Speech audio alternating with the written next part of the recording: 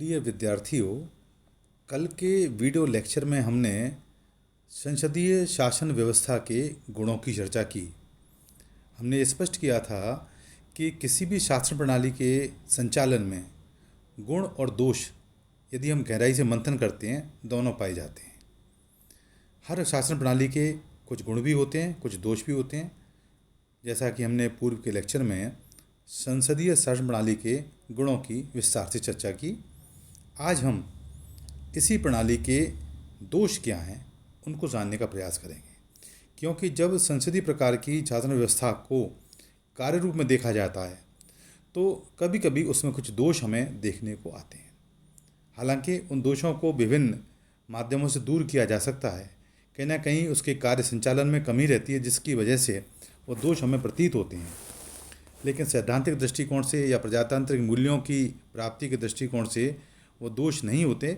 उन दोषों को दूर किया जा सकता है, कहीं ना कहीं कार्य संचालन में वो दोष आ जाते हैं।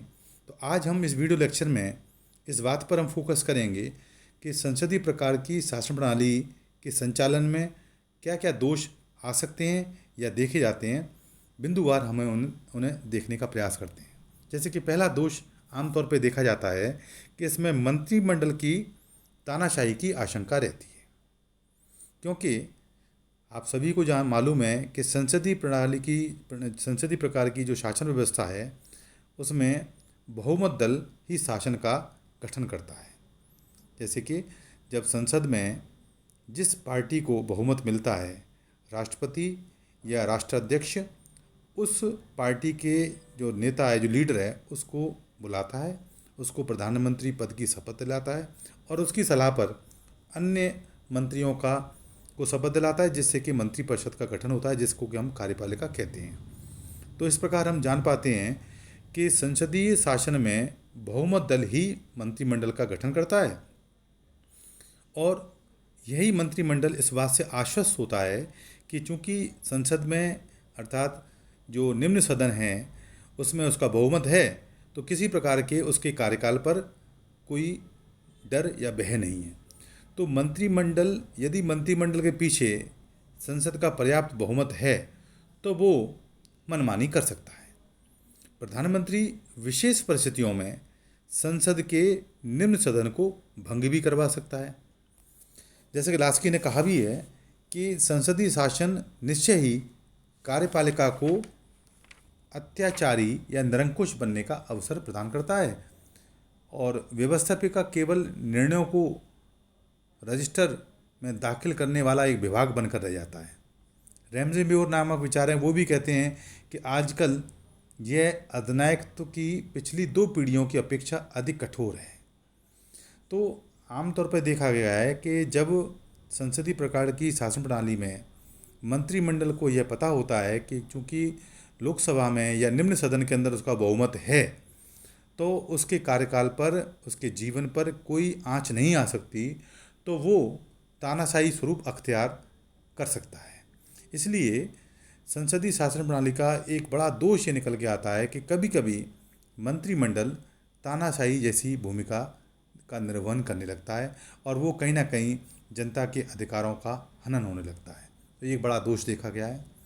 दूसरा जो एक दोष संसदीय प्रकार की शासन प्रणाली में है वो है अस्थिर शासन व्यवस्था, क्योंकि इसमें सरकार को स्थिर बनाने के लिए ये एक परम आवश्यक है कि जो शासक दल है उसके पीछे संसद में बहुमत होना चाहिए। यदि ऐसा नहीं है, अर्थात यदि संसद में उसका बहुमत कम रह गया है, अल्पमत में आ गई है सरकार, तो सरकार की स्थिति अस्थिर बन जाती है।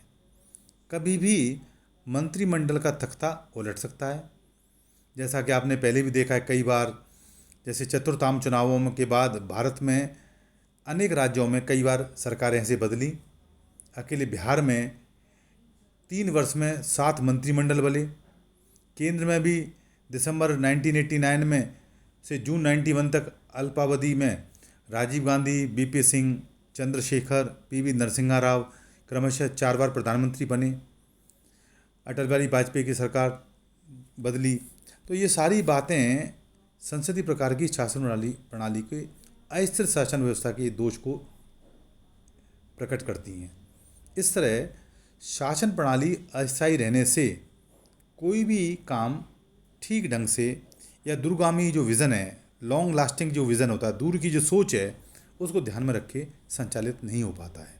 तो अस्थिर शासन प्रणाली एक प्रकार का एक ये भय सत्तारूढ़ दल पर हमेशा बना रहता है कि संसद में उसका बहुमत बना रहे, जिससे कि वो पूरे कार्यकाल को चला सके। तो ये अस्थिर शासन व्यवस्था संसदीय प्रकार की शासन प्रणाली का एक दोष प्रकट होता है। एक दोष और है, वो है शक्ति पृथक्करण के सिद्धांत के प्रतिकूल है ये। इस शासन प्रणाली में कार्यपालिका और व्यवस्थापिका की शक्तियों का पूर्ण रूप से एकीकरण हो जाता है, क्योंकि कार्यपालिका व्यवस्थापिका का अभिन्न अंग है, उसी में से चुन के आती है और उसके प्रति वो उत्तरदायी है। इससे सामान्य जनता की स्वतंत्रता के लिए संकट उत्पन्न हो जाता है। ऐसी व्यवस्था आसानी से निरंकुश बन सकती है। क्योंकि मॉन्टेस्क्यू ने एक पुस्तक लिखी थी, उसका नाम था द स्पिरिट ऑफ लॉज। उसने कहा भी था कि यदि व्यवस्थापिका और कार्यपालिका की शक्तियाँ एक ही व्यक्ति या एक ही संस्था में यदि केंद्रित हो जाएं, तो कोई स्वतंत्रता नहीं रह सकती, क्योंकि इस बात का भय उत्पन्न हो जाता है कि कहीं राजा या सीनेट अत्याचारी कानून बनाए और उन्हें अत्याचारी ढंग से लागू करे। तो ये एक भय देखा गया है कि संसदीय प्रकार की शासन प्रणाली में शक्तियों का पृथक्करण की जगह शक्तियों का संयोजन देखा गया है, और वो संयोजन कभी कभी स्वेच्छाचारता या निरंकुशता को जन्म दे सकता है। ये भय बना रहता है और कई बार ऐसा होता भी है। तो ये अपने आप में एक बहुत बड़ा दोष संसदीय प्रकार की शासन प्रणाली में देखा गया है। एक दोष और है कि कई बार ये भी कहा जाता है कि संसदीय प्रकार की शासन प्रणाली एक दुर्बल शासन है, एक दुर्बल शासन व्यवस्था के रूप में देखी गई है, क्योंकि इस प्रणाली में किसी एक व्यक्ति पर शासन की पूर्ण जिम्मेदारी नहीं होती। प्रधानमंत्री अन्य मंत्रियों का नेता मात्र ही होता है, उसे विभिन्न प्रकार के दबावों में काम करना होता है। अतः शीघ्र एवं प्रभावशाली निर्णय नहीं लिए जा सकते, क्योंकि कई बार जब बहुमत पूर्णतः नहीं होता है या कोई कोएलिशन गवर्नमेंट गठबंधन सरकार बनती है, तब तो स्थिति और भी बदतर हो जाती है, क्योंकि प्रधानमंत्री का पूरा कार्यकाल अपनी सरकार को बचाने में, अपने विधानमंडल में अपने बहुमत को बनाए रखने में, विभिन्न मंत्रियों का तुष्टीकरण करने में, इन चीज़ों में ही व्यतीत हो जाता है। और ऐसी शासन व्यवस्था लोक कल्याणकारी कार्यों की तरफ ध्यान दे ही नहीं पाती, या दूरगामी जो विकास की योजना है उनको लागू कर ही नहीं पाती, क्योंकि उसका पूरा ध्यान सरकार के बचाने में लगा रहता है, या मंत्रियों को, विभिन्न जातियों को, विभिन्न वर्गों को तुष्टीकरण में लगा रहता है। तो इस प्रकार हम कह सकते हैं कि संसदीय प्रकार की शासन प्रणाली एक दुर्बल शासन प्रणाली के रूप में प्रकट होती है। एक आरोप ये भी लगाया जाता है इसके दोषों के रूप में कि ये अनाड़ियों का शासन है, रूल ऑफ इनकम्पिटेंस, अयोग्यों का शासन है, अनाड़ियों का शासन है, क्योंकि इसमें मंत्री बनने के लिए केवल ये आवश्यक है कि वो संसद का सदस्य हो या विधानमंडल का सदस्य हो, अन्य कोई क्वालिफिकेशन, कोई योग्यता उसकी नहीं देखी जाती है। और प्राय ये भी देखा गया है कि योग्य, विद्वान और दक्ष और ये कुशल जो व्यक्ति हैं वो राजनीति के झमेले में पड़ना नहीं चाहते हैं। इससे क्या होता है, केवल सामान्य स्तर के व्यक्ति ही व्यवस्थापिका के सदस्य बनते हैं, उन्हीं में से मंत्री बनते हैं, क्योंकि जो बहुमत दल का नेता है वो उन्हीं में से चुने हुए सदस्यों में से ही अपने मंत्रिमंडल का या मंत्रिपरिषद का गठन करता है। परिणाम ये होता है कि कई मंत्री तो हमें सर्वथा अयोग्य देखे जाते हैं। कई बार व्यंग के रूप में कहा जाता है कि एक अंगूठा टेक अनपढ़ व्यक्ति शिक्षा मंत्री बन जाता है। तो ऐसे या एक जिसको विधि का कोई ज्ञान नहीं है वो विधि मंत्री बन जाता है, या जो एलिट वर्ग से चुना गया है वो कृषि मंत्री बन जाता है।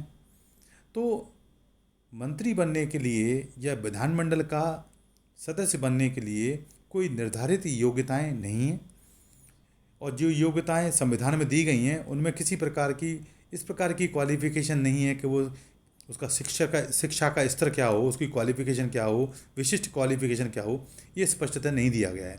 इसलिए ये कहा गया है कि इस प्रकार की जो शासन व्यवस्था है उसको हम कई बार अनाड़ियों का शासन या अयोग्यों का शासन कह देते हैं। और ऐसा शासन किस प्रकार की योजनाएं लागू करेगा, कैसे वो जनता के हितों की देखभाल करेगा, इस पर अपने आप में एक प्रश्नवाचक चिन्ह लग जाता है। एक और दोष देखा गया है संसदीय प्रकार की शासन प्रणाली का, और वो है कि यह प्रणाली इमरजेंसी के लिए उपयुक्त नहीं है, संकट काल के लिए उपयुक्त नहीं मानी गई है, क्योंकि संकट काल में तुरंत निर्णय लेने की आवश्यकता होती है। और संसदीय शासन प्रणाली में मंत्रिमंडल के सभी सदस्यों की राय जानने के लिए या सर्वसम्मति पैदा करने के लिए बहुत समय बर्बाद हो सकता है। इस प्रकार विलम्ब होने से राष्ट्र की बहुत बड़ी हानि हो सकती है। तो इसलिए ये संकट काल के लिए उपयुक्त शासन व्यवस्था नहीं कही जा सकती। और एक बहुत बड़ा दोष ये भी देखा गया है कि संसदीय प्रकार की शासन प्रणाली में नौकरशाही का प्रभाव बहुत ज़्यादा देखा गया है।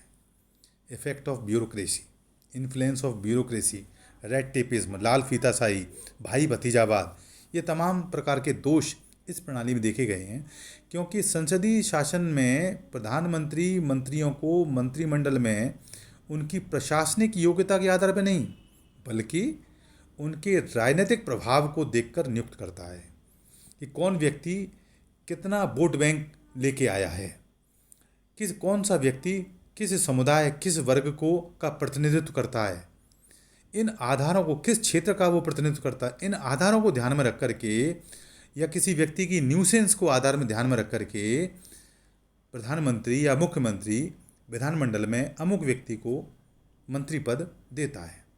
तो मंत्रियों के पास कई बार ऐसे विभाग आ जाते हैं जिनके बारे में उनको कोई ज्ञान नहीं होता। उनका कोई मंत्री अपने काम में विशेषज्ञ नहीं होते, इसलिए सरकारी कामकाज के लिए उन्हें नौकरशाही पर निर्भर होना पड़ता है, और इसका लाभ उठा करके नौकरशाही मनमर्जी करने लग जाते हैं, और वो कहीं ना कहीं अनुदारवादी प्रवृत्ति के आधार पर जनता के या लोक कल्याणकारी कार्यों के जो हैं उनका उल्लंघन करने लगते हैं, और कहीं ना कहीं जनता के हितों पर कुठाराघात होता है।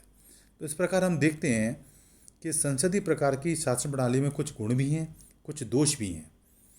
हालांकि हम ये मान सकते हैं कि ये दोष जिनका अभी मैंने आपको चर्चा की है, राजनीतिक जागरूकता आने के बाद, जनता को शिक्षित होने के बाद ये तमाम दोष का निराकरण हो जाता है।